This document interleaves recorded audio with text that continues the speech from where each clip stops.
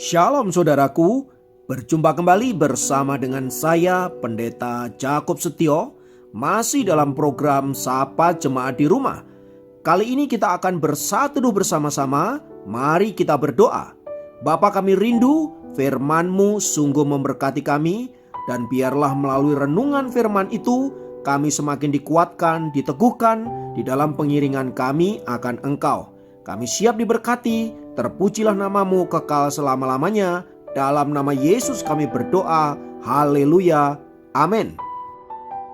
Firman Tuhan kali ini terambil dari 1 Korintus 13 ayat 7. 1 Korintus 13 ayat 7 berkata, Ia menutupi segala sesuatu, percaya segala sesuatu, mengharapkan segala sesuatu, sabar menanggung segala sesuatu. Saudaraku, baru-baru ini kita dihebohkan oleh sebuah berita pasangan selebriti Rizky Bilar dan Lesti Kejora yang terlibat di dalam KDRT. Konon kabarnya, sang suami Rizky Bilar melakukan penganiayaan terhadap istrinya Lesti Kejora, bahkan sampai dibanting segala macam. Menurut penuturan sang istri, peristiwa itu sudah terjadi berkali-kali.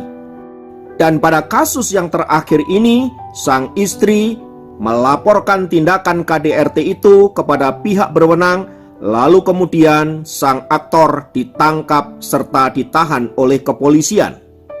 Menanggapi peristiwa itu, warganet, terutama para pengagum atau fans berat dari Lesti Kejora, mendukung tindakan tersebut karena mereka tidak ingin sang bintang disakiti oleh suaminya. Tapi apa yang terjadi kemudian? Baru beberapa hari ditahan, Lesti Kejora mencabut tuntutan hukumnya terhadap sang suami yang menyebabkan Rizky Bilar dibebaskan dari segala tuduhan. Atas tindakannya itu, Lesti Kejora kemudian dihujat rame-rame oleh warganet Indonesia.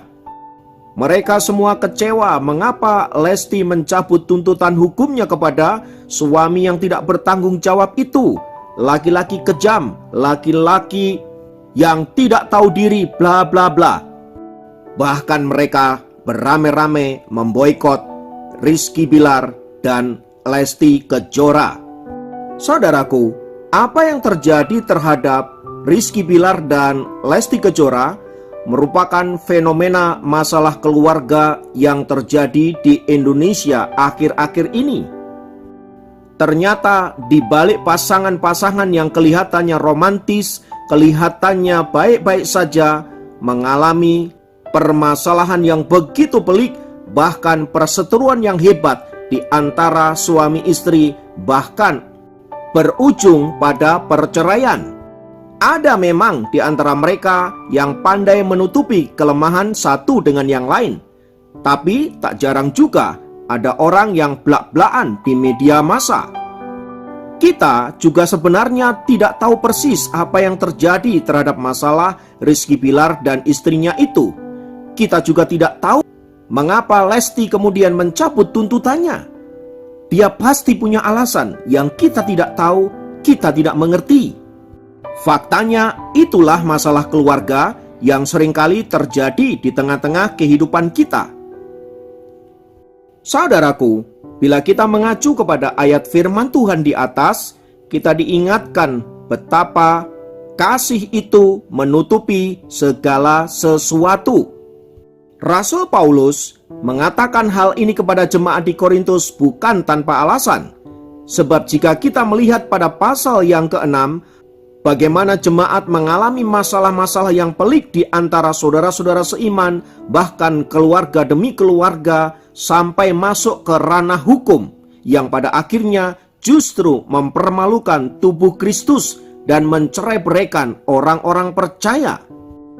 Paulus merasa perlu menegur kelakuan orang-orang Korintus itu. Ketika ada perpecahan, ketika ada konflik, tidak diselesaikan dengan penuh kasih, tetapi justru di blow up menjadi bahan berita, menjadi bahan pembicaraan sana-sini yang mengakibatkan konflik semakin luas dan permusuhan semakin ganas. Surat 1 Korintus ini mengingatkan mereka bahwa tindakan itu sungguh-sungguh tindakan orang-orang yang tidak mengenal kasih di dalam Allah. Sebab salah satu ciri kasih adalah menutupi atau melindungi orang-orang yang dikasihi dan dicintai.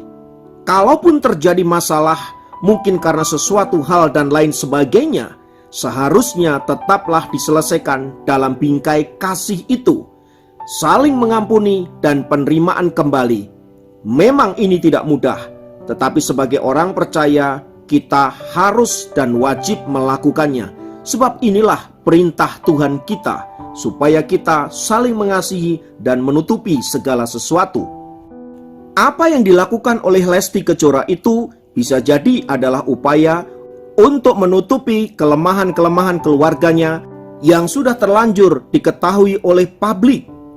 Atau bisa jadi karena memang pada dasarnya ia masih sangat mencintai sang suami. Tentu tindakan Lesti ini sangat manusiawi sekali. Meski secara hukum ia tidak boleh membiarkan orang yang melakukan kejahatan, kekerasan dalam rumah tangga ini.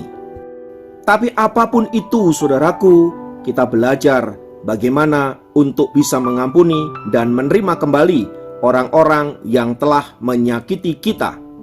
Karena itulah inti dari segala bentuk kasih, yaitu mengampuni, menerima kembali, dan menutupi segala sesuatu. Sebab kalaupun ada aib, sedianya diselesaikan, bukan di-blow up. Karena itu sebagai orang-orang yang percaya di dalam Tuhan, mari peliharalah kasih seorang akan yang lain, agar kita bisa hidup berdampingan dengan damai sejahtera, saling menguatkan, saling menerima, dan menjadikan keluarga kita keluarga yang selalu ada dalam berkat-berkat damai sejahtera. Dan bila hari-hari ini Tuhan mengizinkan keluarga kita mengalami pergumulan dan permasalahan, mari cooling down, mari berdiam diri, mari berdoa, mari menyerahkannya kepada Tuhan. Selesaikan dengan penuh kasih, kembalilah berdamai dan nikmatilah kebahagiaan yang telah menjadi impian kita pada waktu pernikahan itu dimulai. Jangan biarkan hal-hal yang tidak datang daripada Tuhan mengacaukan rumah tangga kita, mengacaukan kebahagiaan kita, dan bahkan mengacaukan impian-impian yang telah kita bangun bertahun-tahun. Semua itu hanya bisa dimungkinkan bila kita tetap tinggal di dalam kasih dan menyatakan kasih itu dengan tulus hati terhadap pasangan kita masing-masing. Kiranya Tuhan memberkati. Mari kita berdoa. Kami membawa hidup kami, membawa keluarga kami ke dalam tangan kasih-Mu. Ada masalah di sana-sini, ya Tuhan. Ada pergumulan di sana-sini, ya Tuhan. Dan ada kelemahan-kelemahan kami masing-masing, ya Tuhan. Tetapi kami juga tahu bahwa Engkau-lah yang berkuasa atas keluarga kami. Bantulah kami menyelesaikan setiap pergumulan yang ada, dan bawa kami keluar sebagai orang yang berkemenangan, dan boleh membawa keluarga kami kembali ada di dalam trek yang Engkau kehendaki, sehingga kebahagiaan, sukacita, damai sejahtera itu menjadi bagian kami. Terpujilah nama Tuhan kekal selamanya. Dalam nama Yesus kami berdoa. Haleluya. Amin. Demikian program Sapa Jemaat kali ini. Sampai jumpa dalam program Sapa Jemaat yang lain. Tuhan Yesus memberkati. Aku mau bersyukur buat kasih karunia Tuhan, buat keluarga yang Tuhan berikan bagiku, buat anak-anak, buat istri. Kami mau menyembah Tuhan. Saat ini kami datang di hadapan-Mu, membawa hidup kami sebagai korban yang harum. Satukan hati, membawa diri, menjadi persembahan penyenangan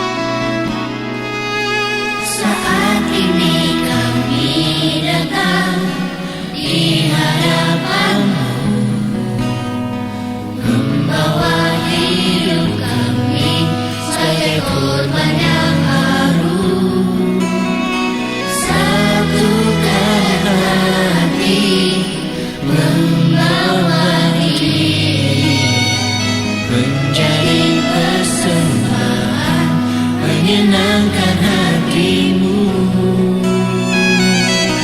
Kami dan seisi rumah kami kan menyembahmu, memujimu, Tuhan Allah penyelamat kami. Kami dan seisi rumah kami kan memujamu, mengagumi kasih-Mu di setiap waktu.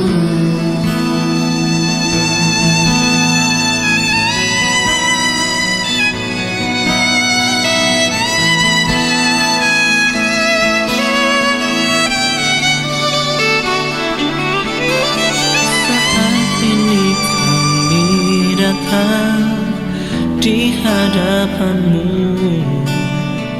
membawa hidup kami sebagai korban yang harum. Satukan hati, membawa diri menjadi persembahan, menyenangkan hati-Mu.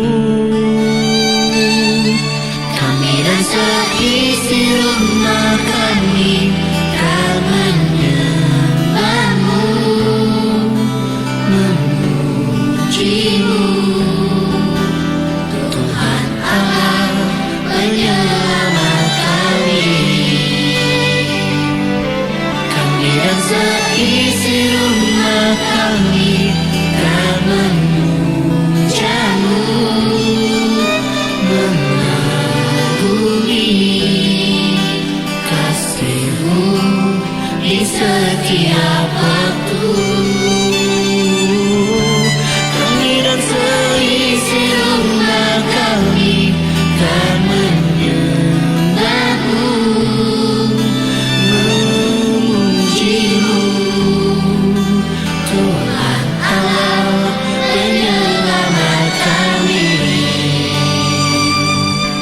Kami dan seisi rumah kami kan memujamu,